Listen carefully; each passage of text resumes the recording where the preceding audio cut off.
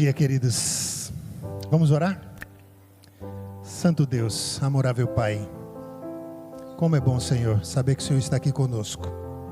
Saber que o Senhor tem não somente um lugar aqui para se encontrar conosco, mas tem um lugar para estarmos juntos por toda a eternidade.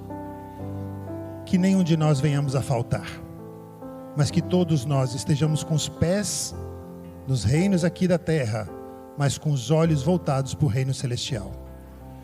Queremos te pedir que a tua graça continue alcançando a nossa vida e nosso coração. E usa-nos em teu serviço. Em nome de Jesus. Amém, Senhor. Amém.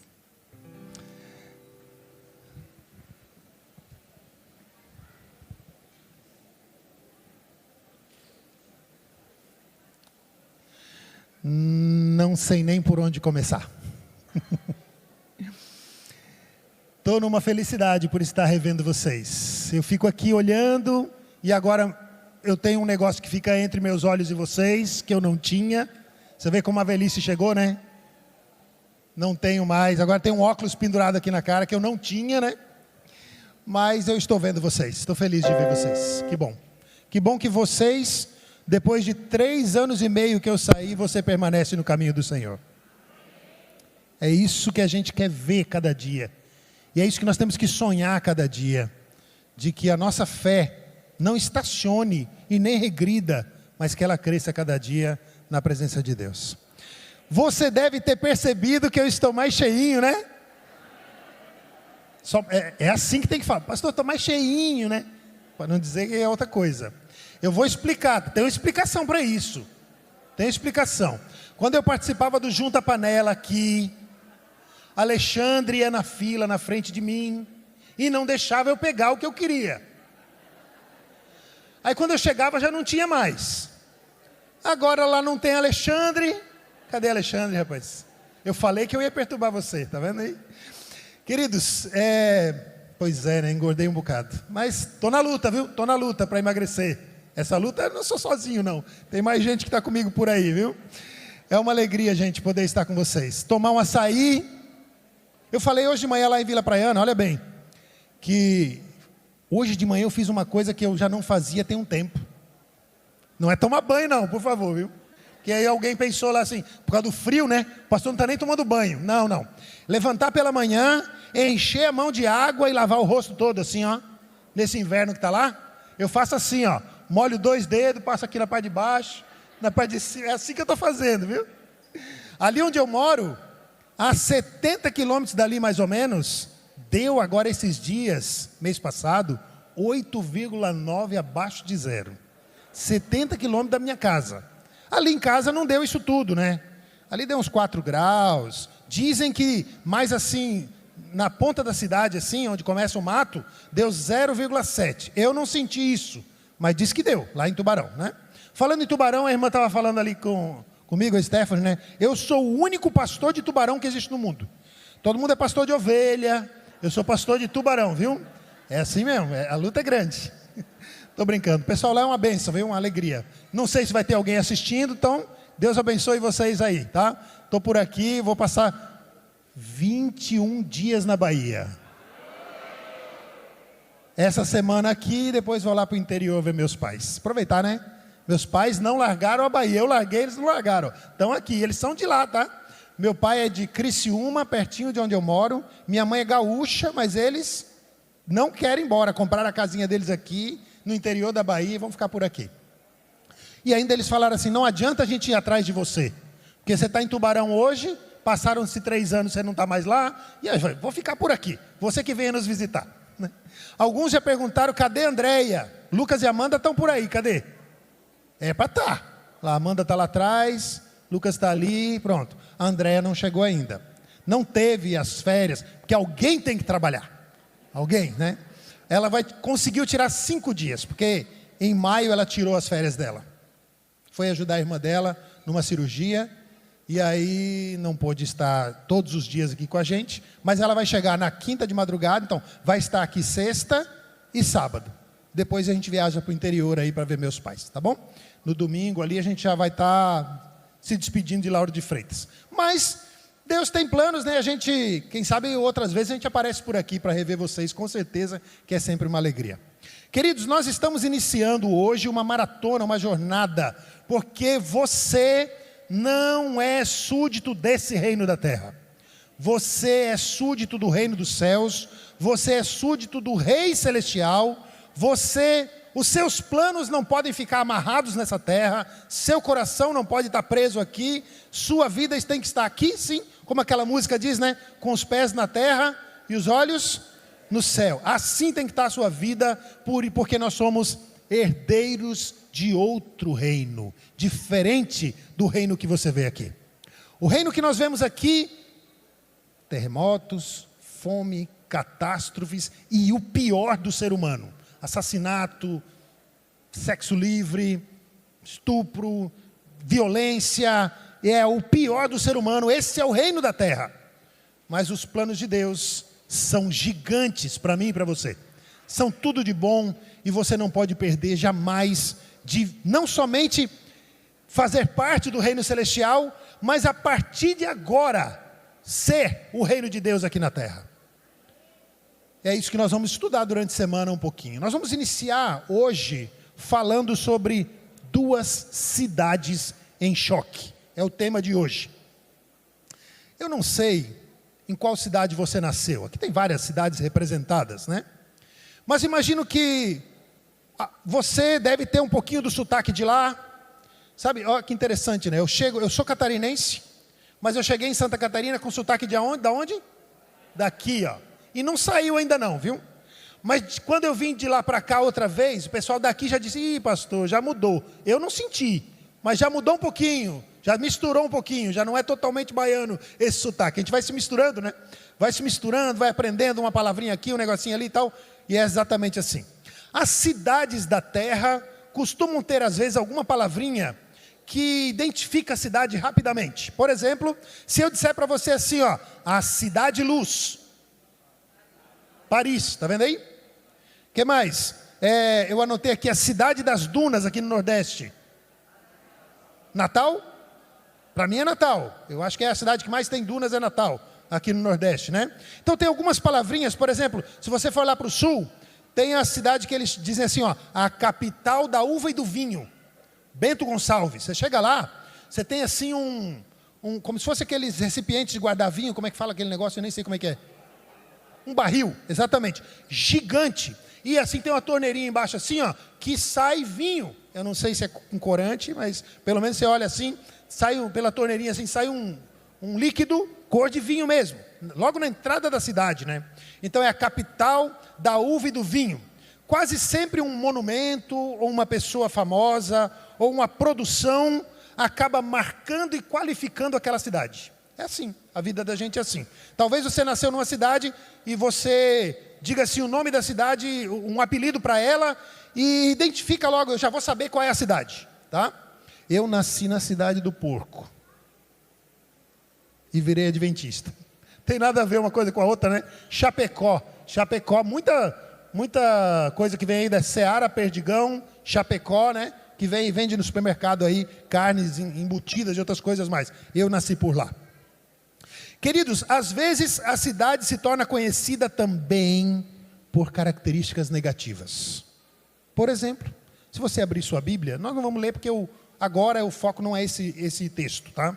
Mas se você abrir sua Bíblia em Gênesis 18 e 19, você vai encontrar 2 cidades que ficaram marcadas, conhecidas pela violência, pela depravação.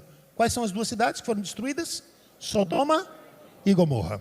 Então, quando você ouve falar Sodoma e Gomorra, você não precisa ir muito longe, não precisa muita explicação. Já vem na sua cabeça a violência, a depravação, a imoralidade, ficaram marcadas por isso, essas cidades. E até, por exemplo, a cidade que Jesus nasceu, assim que alguém falou para Natanael, não, ele é nazareno, ele é de Nazaré. O que Natanael falou? Pode vir alguma coisa boa? Era uma cidade marcada por alguma coisa negativa, né? Era alguma coisa negativa.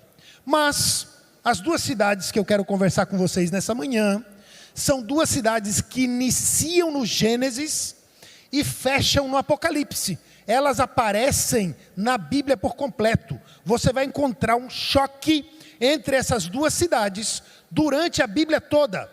E não é só guerra física, política, não são só armamentos, é um choque moral, é um choque de valores, é um choque de identidade, é um choque que move o povo do mundo, que não quer saber de Deus, e que move o povo de Deus, que quer focar no celestial. Essas duas cidades você já deve ter pensado aí na sua mente: Jerusalém e Babilônia. São as duas cidades que você vai encontrar desde o Gênesis até o Apocalipse. Essas cidades vão aparecer. Não representam necessariamente uma guerra física durante a Bíblia toda, mas transcende o aqui e agora, invade o campo espiritual. Sendo assim, mesmo que você não tenha nascido nem em Jerusalém, nem na Babilônia, mas os princípios e valores dessas duas cidades moldam a minha e a sua vida. Moldam os valores do mundo, moldam o dia a dia das pessoas desse mundo. Ou você é de Jerusalém, ou você é da Babilônia. Não tem como escapar disso, biblicamente falando. Ou você segue o rumo de Jerusalém, ou o rumo da Babilônia. Toda pessoa, queridos, está construindo uma cidadania em uma cidade espiritual. Ou a Babilônia, ou a Jerusalém. Babilônia seduz os olhos. Jerusalém conquista o coração. A maior batalha do fim não será por território. Algumas pessoas falam de Armagedon para cá, é bomba atômica, não sei o quê. Esquece isso, irmão. A maior batalha do fim não tem a ver com guerra física, bomba e outras coisas mais. Tem a ver com adoração. E a adoração passa por Babilônia ou Jerusalém. A Babilônia oferece prazer aqui e agora. Jerusalém oferece eternidade. O problema da Babilônia não é a arquitetura, mas os valores por trás dela. Jerusalém, queridos, não é apenas um lugar futuro. Eu vou estar na Nova Jerusalém. Não. Jerusalém é um estilo de vida aqui e agora, que os nossos jovens têm que viver a partir de já. Quem ama a Babilônia dificilmente desejará estar um dia em Jerusalém. Então não é essa história de que Deus não quer que você esteja no céu. Deus não quer você em Jerusalém, na Jerusalém celestial. É que quem ama a Babilônia não tem alegria nas coisas de Jerusalém. Babilônia costuma dizer assim, jovem, siga o seu coração. Jerusalém diz assim, jovem, entregue o seu coração. Olha a diferença. Olha a diferença. Existem apenas dois reinos espirituais: o que exalta o homem e o que glorifica a Deus. Por isso, queridos, o céu na sua vida e na minha vida nunca será um acidente. É uma escolha. E a escolha tem que ser quando? Hoje, agora. Não dá para deixar para depois. Queridos, antes de Deus tirar seu povo da Babilônia, Ele precisa tirar a Babilônia do coração do povo. Talvez você já esteja aqui e você diz assim, não pastor, eu sou de Jerusalém, olha aqui, eu estou na igreja, sábado de manhã. Mas será que Deus ainda não precisa arrancar do seu coração, arrancar da sua vida coisas da Babilônia, como a mulher de Ló, que saiu de Sodoma, mas Sodoma não saiu dela. Israel saiu do Egito, mas o Egito não saiu deles. Então, antes de Deus tirar a gente dessa Babilônia e levar a gente para Jerusalém, Deus quer arrancar da sua vida e da minha vida a Babilônia que ainda acha algum espaço no nosso coração. Queridos, a marca da Babilônia é a autossuficiência. Eu acho isso, eu acho aquilo, porque eu sei, porque eu faço. Eu. A marca de Jerusalém, dependência de Deus. A Babilônia entretém os jovens. Jerusalém transforma os jovens, a vida da gente. Jerusalém parece difícil e estreita agora, mas será gigante e eterna depois. As duas cidades possuem muros diferentes, músicas diferentes, valores diferentes, destinos diferentes. Imagine uma árvore verdadeira, que cresce lentamente, vai fincando suas raízes profundas e produz fruto. Agora imagine uma árvore de plástico, que pode até parecer bonita, sob luzes artificiais, mas não produz vida. É exatamente isso que você está vendo. A Babilônia pode ser lindíssima por fora, mas não produz vida. Jerusalém pode até estar acabadinha, por enquanto, mas ela produz vida e vida em abundância. A Babilônia vive de aparência, Jerusalém vive de essência. De longe, a Babilônia parece irresistível, mas quando você entra nela, encontra vazio, ansiedade e escravidão.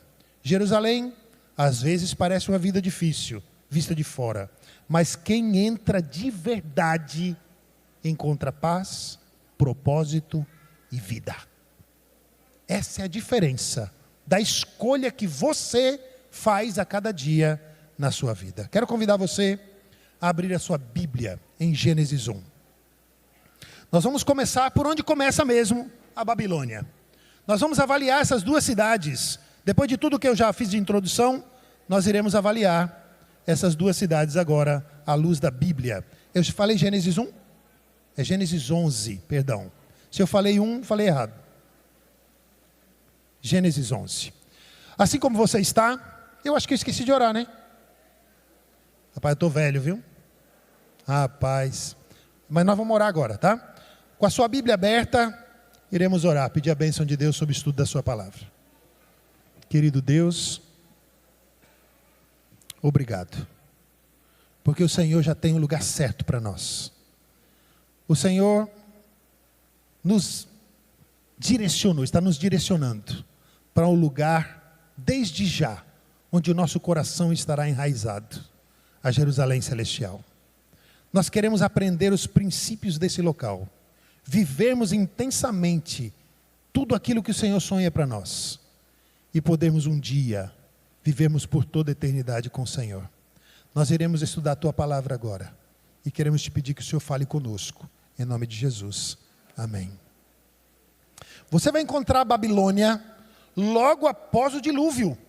Logo após o dilúvio, embora não com o nome Babilônia, mas já estava a raizinha aqui. Gênesis capítulo 11, versículo 1 diz assim: ora, em toda a terra havia apenas uma linguagem, uma só maneira de falar. Sucedeu que partindo eles do Oriente, deram com uma planície na terra de Sinar. Você vai encontrar essa mesma palavrinha Sinar, ou Sinear, que é a mesma palavra, lá em Daniel capítulo 1. Porque na verdade nós vamos ficar a semana todinha em cima de Daniel capítulo 1 e 2. São 8 sermões em cima de Daniel 1 e 2. A gente vai dar uma fugidinha ali no Gênesis, mas nós vamos focar tudo que nós vamos tirar dessa semana, arrancar o máximo de coisas de Daniel 1 e 2. Não vou falar de profecia. Não vou falar da estátua de Nabucodonosor, que é ouro, explicar... Não. Nós vamos tirar princípios de vida daqueles jovens que viveram aquilo ali intensamente. Então vamos lá. Essa terra de Sinar é a mesma lá de Daniel capítulo 1. É a mesma. Aonde surgiu a Torre de Babel, é onde surgiu a Babilônia, lá do tempo de Daniel. Diz a Bíblia... O modo de viver da Babilônia foi apresentado a nós logo após o dilúvio. E nós queremos tirar daqui da Bíblia, de Gênesis 1 até o 9, 11, capítulo 1 até o 9, versículo 1 até o 9, princípios de como a Babilônia vive, para que eu me desfaça disso na minha vida e viva os princípios de Deus. Então eu quero convidar você agora a ler Gênesis, aqui, Gênesis 11, e disse assim, verso 3, e disseram uns aos outros, vinde, façamos tijolos e queimemo-los bem.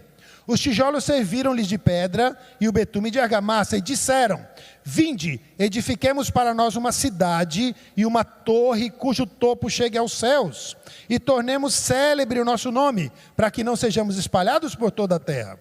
Então desceu o Senhor para ver a cidade e a torre que os filhos dos homens edificavam. E o Senhor diz: eis que o povo é um, todos têm a mesma linguagem. Isto é apenas o começo. Agora não haverá restrição para tudo o que intentam fazer. Vinde, desçamos, confundamos a sua linguagem, para que um não entenda a língua do outro. Destarte o Senhor os dispersou dali, pela superfície da terra. Cessaram de edificar a cidade, e chamou-se-lhe por isso o nome de Babel, porque ali confundiu o Senhor a língua de toda a terra, e dali o Senhor os dispersou por toda a superfície. Primeiro destaque que eu quero dar em relação à característica da Babilônia e que não pode fazer parte da sua vida é que eles desconfiaram das promessas de Deus. Queridos, não sei se você sabia, mas você vai encontrar cerca de 365 promessas de Deus na Bíblia. Pelo menos isso. Capaz de você encontrar mais, mas 365. Deus é um Deus de promessas. E Ele tem cumprido. As profecias do Antigo Testamento se cumpriram em Jesus, e Ele prometeu que vai voltar, e prometeu que vai fazer a diferença na sua vida desde já, e assim por diante. Deus é um Deus de promessas. E Deus havia prometido para as pessoas que saíram da arca de Noé, que Ele não destruiria mais a terra com água. E Deus prometeu. Deus falou isso. Enquanto houver gente, enquanto houver céu e terra, as estações vão acontecer, o clima vai ser o mesmo, e assim por diante, haverá sementeira, haverá colheita. Ele promete ali, para Noé e os demais que saíram da arca. Bom, esse povo aqui, assim que o dilúvio acontece, eles passam a desconfiar das promessas de Deus. Porque Deus dizendo que não ia mais destruir o mundo com água, mas eles construíram uma grande torre que chegasse o mais alto possível para protegê-lo de uma outra enchente global. Esse foi o princípio por trás dessa decisão de construir a torre. Então, a pessoa que vive para a Babilônia desconfia das promessas de Deus. Você, jovem, você precisa confiar nas promessas de Deus. A Babilônia segue um outro rumo. Você precisa confiar na palavra de Deus. Você tem duas opções nesse mundo. Você pode dizer assim: Deus falou, mas eu acho. É o achismo, né? É o achômetro, sei lá como é que você quer dar o nome para isso. Mas você precisa escolher entre o que você acha e o assim diz o Senhor. Se eu fosse você, não discutiria com o que Deus diz. Não iria contra o que Deus planejou para você.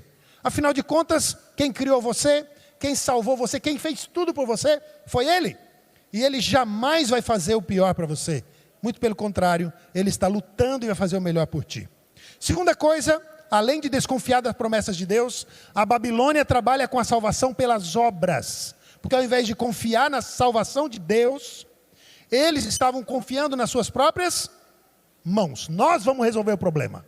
Nós vamos construir, nós vamos nos salvar. Se vier uma nova enchente, se Deus não honrar a sua palavra, nós vamos nos salvar. Só que você precisa se lembrar que o crente, o cristão, você imagine, a gente vai crescendo e a gente quer ser dono do nariz, né? A gente vai crescendo, adolescente, jovem, a gente quer ser dono do nariz. Mas Deus quer que você entregue não só o nariz, entregue tudo para Ele.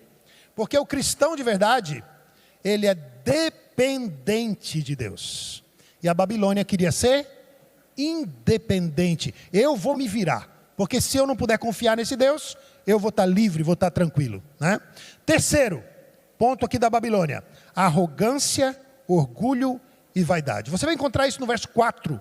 Eles queriam tornar célebre o nome deles. Eles queriam ser celebridade. Nós vamos fazer uma torre tão grande que as pessoas vão ver de longe, porque nosso nome, é o nosso nome. Gente, está na cara que a Babilônia está por trás disso. Quem foi que lá no céu queria sentar, deixar de ser anjo e ser semelhante ao? Quem é que está por trás disso? É Satanás.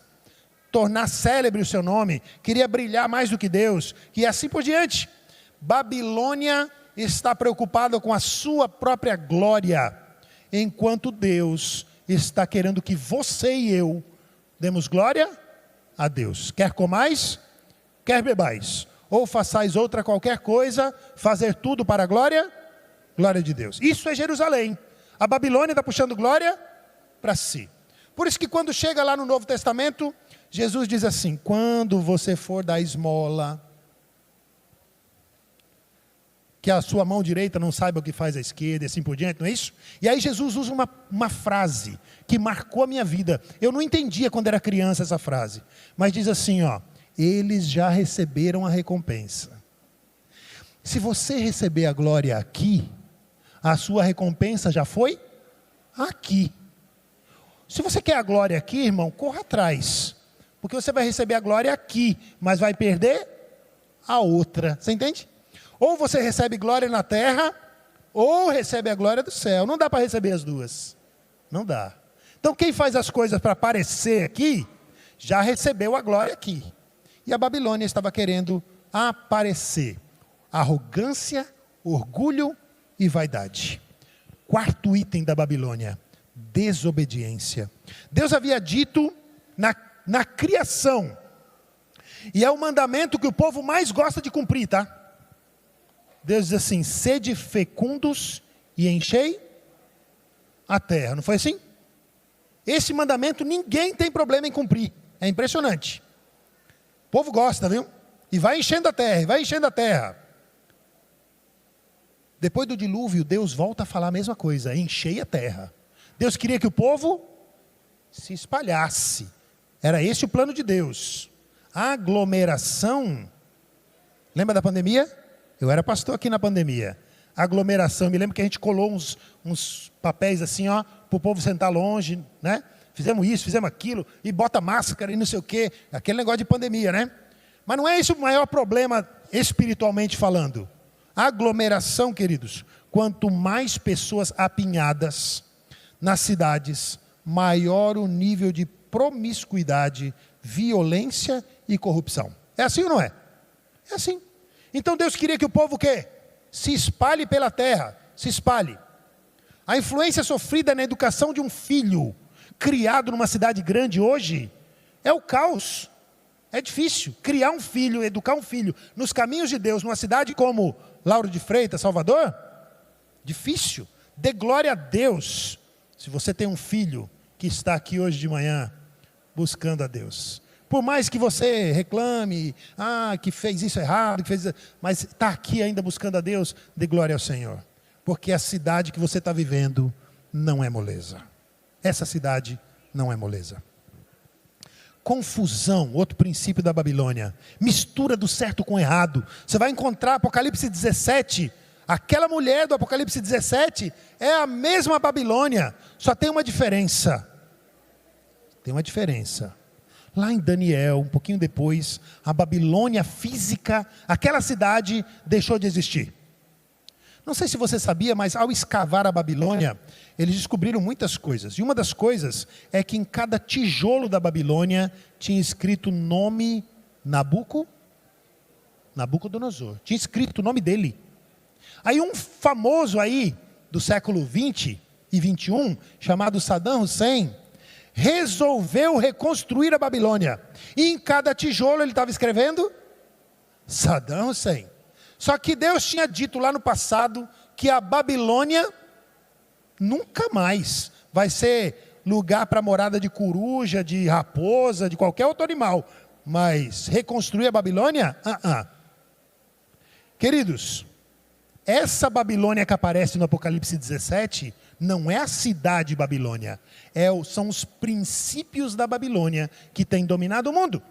Então é uma mistura, uma confusão religiosa, e não existe um momento pior do que esse que você e eu estamos vivendo.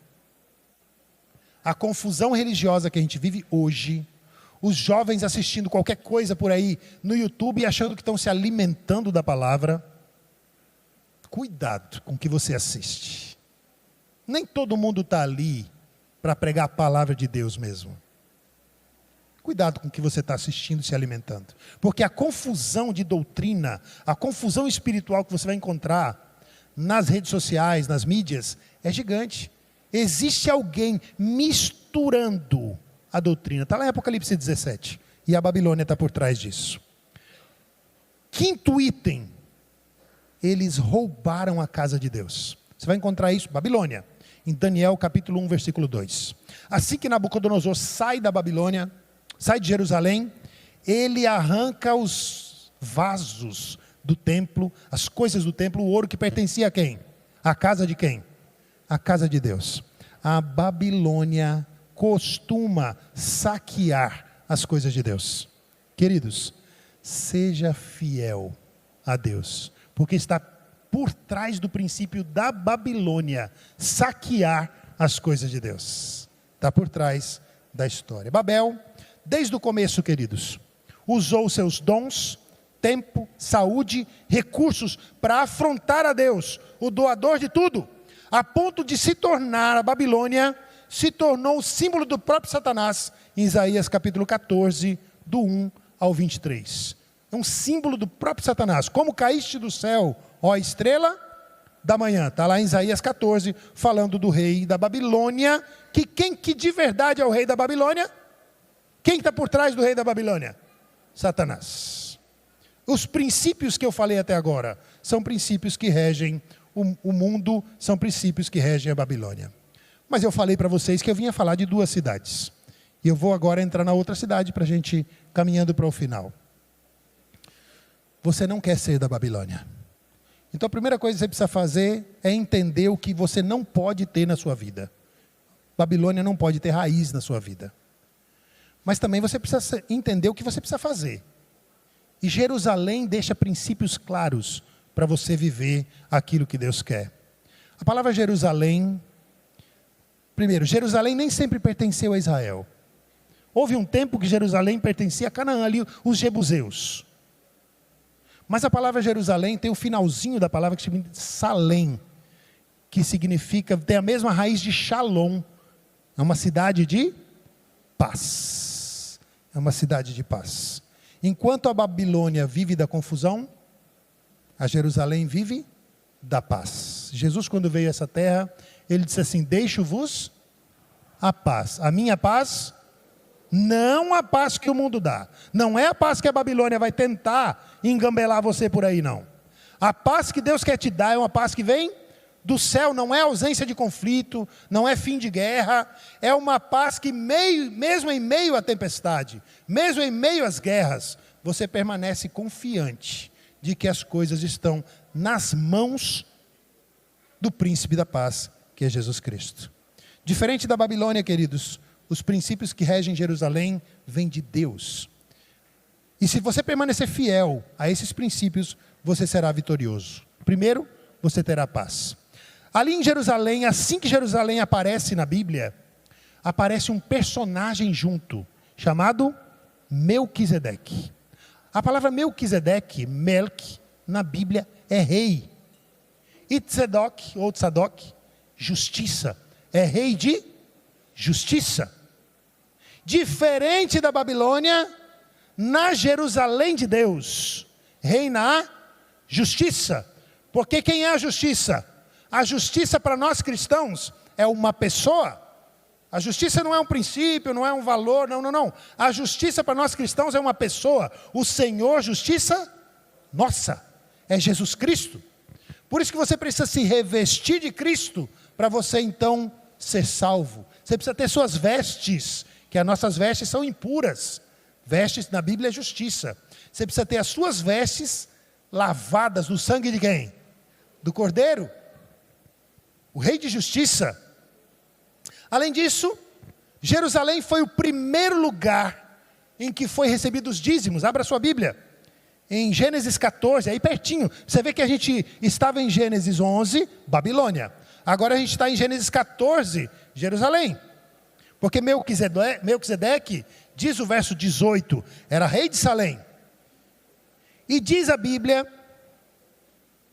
no verso 20, que Abraão, finalzinho do 19, bendito seja Abraão pelo Deus Altíssimo, que possui os céus e a terra. Palavras de Melquisedeque. E bendito seja o Deus Altíssimo, que entregou os teus adversários nas tuas mãos. E de tudo lhe deu Abraão o quê? O dízimo. Jerusalém é um lugar de fidelidade? Fidelidade não é só dízimo e oferta. Fidelidade é tudo na sua vida. Mordomia é a vida que você leva. Mordomia não é trazer sua oferta na igreja. Mordomia é adoração pura.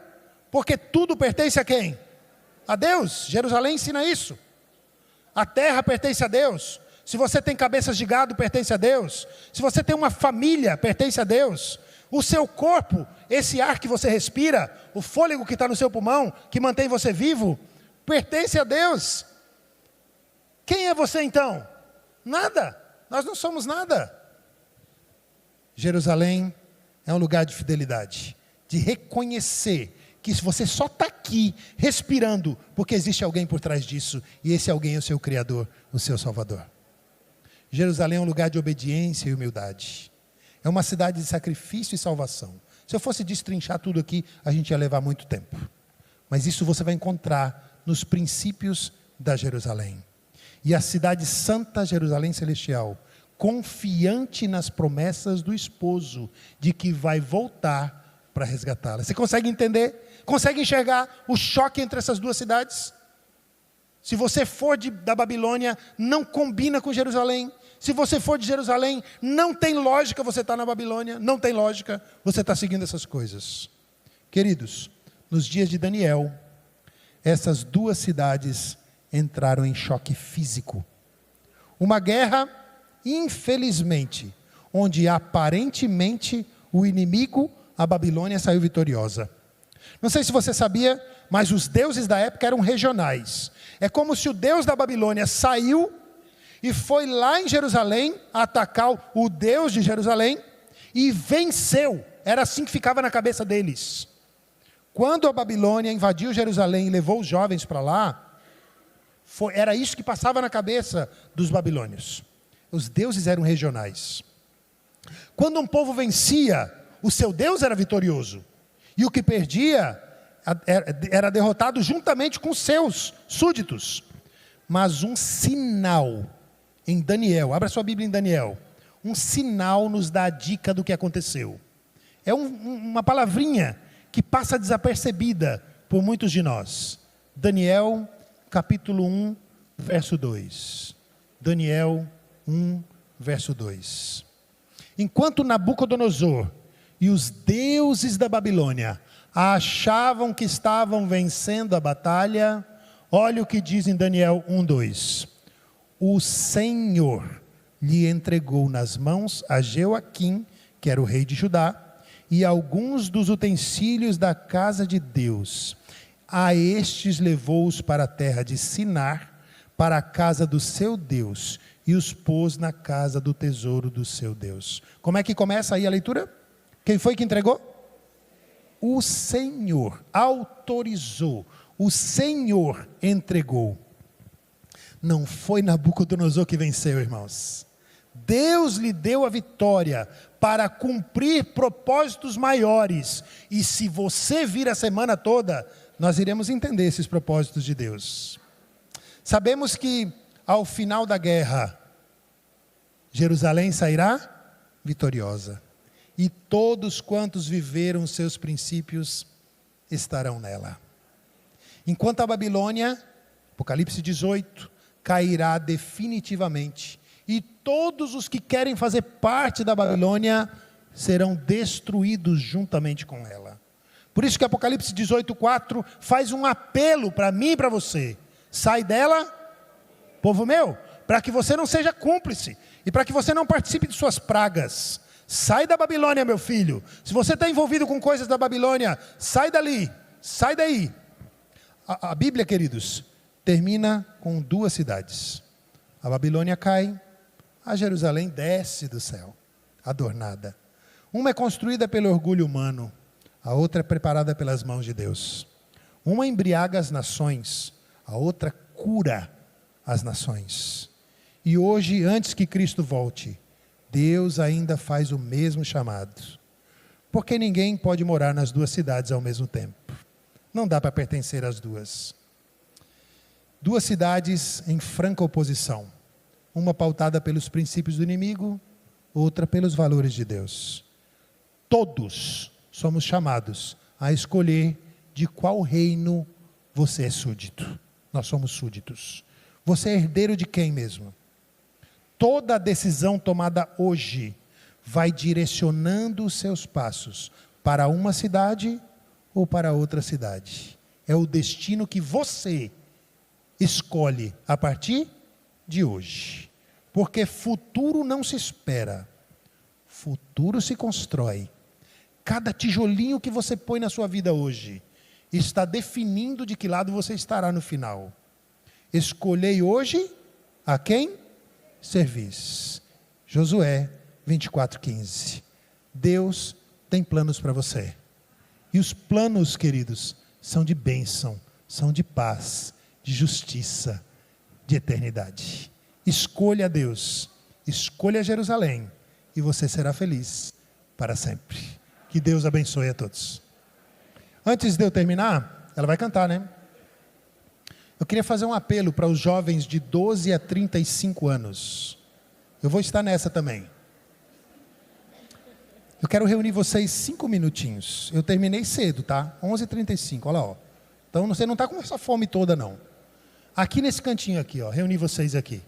5 minutos, tá bom? As veiaradas podem sair tudo, viu?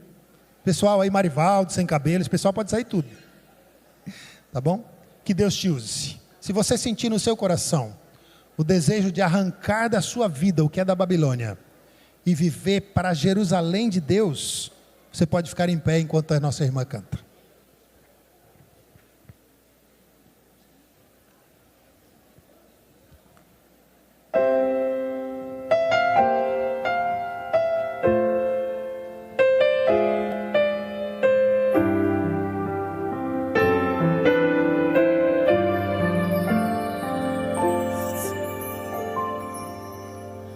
Colocar-me em tuas mãos, quero esquecer todas as vezes que caí. Não quero reviver batalhas duras que perdi quando de ti me afastei e tão longe eu vaguei. Hoje te entrego outra vez a minha vida, minha mente e o meu ser. Por tanto tempo só minha vontade eu quis fazer, mas agora pronto estou para cumprir o teu querer. Dá-me força, Senhor, para vencer as provações, e esperança, Senhor, de que tudo vai mudar. E ao receber os teus milagres, me ajuda a confiar nas tuas mãos e no poder transformador do teu perdão. E ao entregar-te o meu ser, eu só te peço, nunca mais me deixes ir. A tua companhia é o que jamais quero perder. Renova minha fé e me ensina a obedecer.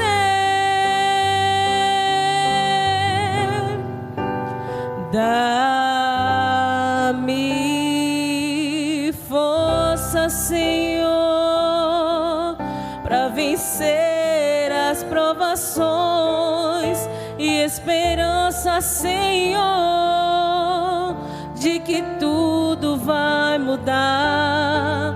E ao receber os teus milagres, me ajuda a confiar nas tuas mãos e no poder transformador do teu perdão.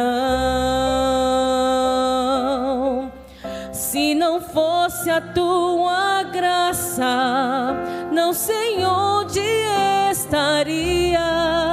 Te agradeço e te louvo por me dar mais uma chance. Dá-me força, Senhor, para vencer as provações, e esperança, Senhor, de que tudo vai mudar. E ao receber os teus milagres, me ajuda a confiar nas tuas mãos e no poder transformador do teu perdão. E ao receber estes milagres, eu quero confiar nas tuas mãos. Quero o poder transformador do teu perdão.